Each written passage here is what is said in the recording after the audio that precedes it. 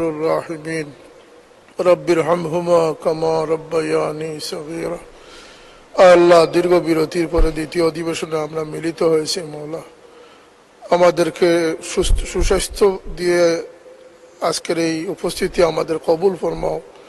যারা আমাদের কাছ থেকে বিদায় নিয়েছেন আল্লাহ, বিশেষ করে আমাদের মাননীয় সংসদ সদস্য জনাব আব্দুল হাইকে আপনি গরিকে রহমত ফরমান, তার কবরকে আপনি জান্নাতের বাগ বানিয়ে দেন। আল্লাহ আল্লাহ তার পরিবার পরিজনকে সবরের তৌফিক দান করুন। আল্লাহ আমাদের দেশকে আপনি গজব থেকে হেফাজত ফরমান। আল্লাহুম্মা লা তাকতুলনা বিগযবিকা ওয়া লা তুহলিকনা বিআযাবিকা ওয়াআফিনা ক্বাবলা যালিক।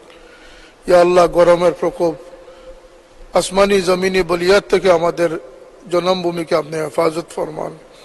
আল্লাহ আমরা যারা এই সংসদে উপস্থিত আছি, আমরা জীবিতদেরকে আপনি সুস্বাস্থ্য দিয়ে ভালো কাজ করার তৌফিক দান করুন।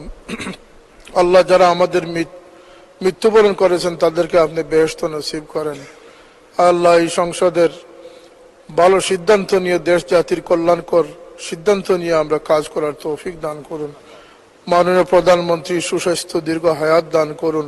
তার নেতৃত্বে তাকে সহযোগিতা করে দেশকে এগিয়ে নেওয়ার তৌফিক আমাদেরকেও দান করুন।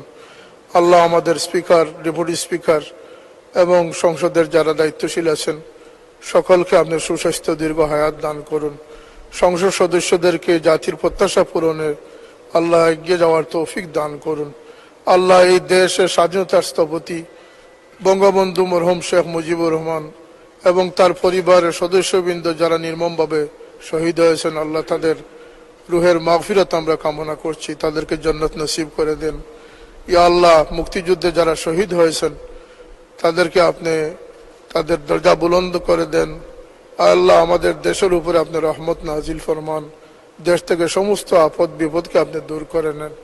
সুবহান রাব্বিকা রাব্বিল ইজ্জতি আম্মা ইয়াসিফুন ওয়া সালামুন আলাল মুরসালিন ওয়ালহামদুলিল্লাহি রাব্বিল আলামিন।